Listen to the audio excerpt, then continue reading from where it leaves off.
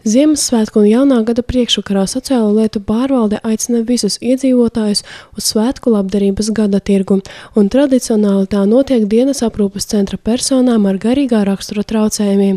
Tieši tur arī tika radīti šie suvenīri pašu rokām. Šis pasākums arī jau kā ilgadēja tradīcija ir pierādījusi, ka vispirms ir svarīgs priekš centra klientiem, jo tas dot iespēju viņiem dalīties tajā priekā un tajās prasmēs, kas viņiem ir. Un šeit mēs varam pārliecināties, ka tas ir ļoti liels radošais potenciāls. Tur ir ļoti daudz radošās izdomas un varētu pat teikt personiskās sirds ielikts šajā darbā. Uz šiem produktiem nav norādīta cena. Katram no mums ir jāizlemj pašam, cik daudz tās maksā, bet mums ir jāatceras, ka labdarības tirdziņā mēs ne tikai iegādājamies dāvanas saviem tuviniekiem un draugiem, bet arī sniedzam atbalstu citiem. Galu galā savāktā nauda tiks nodota tiem, kam īpaši nepieciešams mūsu siltums un rūpes.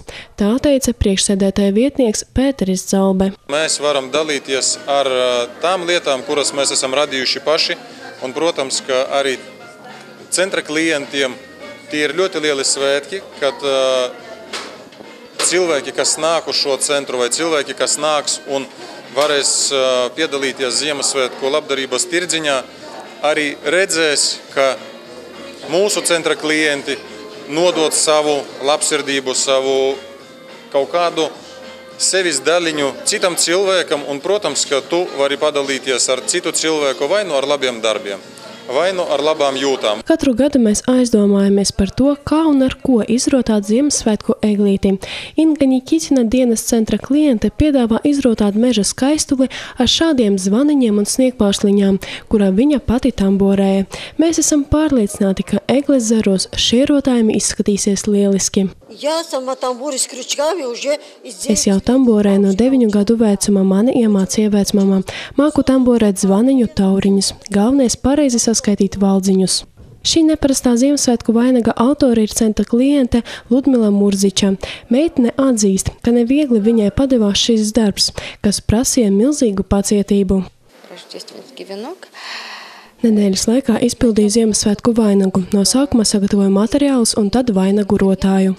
Invalīdiem galvenais veselība, pacietība Ziemassvētku laikā, būtu maigi un silti mājās, vecāku un darbinieku uzmanība, lai būtu priekš Ziemassvētkiem prieks.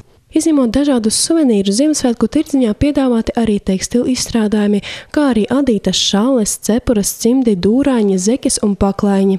Piesaista uzmanību arī šīs krāsainās egles no žurnāliem un avīzēm. Tās izskatās lieliski.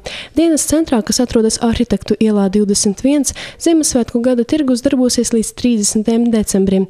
Tā darba laiks no 10:00 līdz 15:00 darba dienās.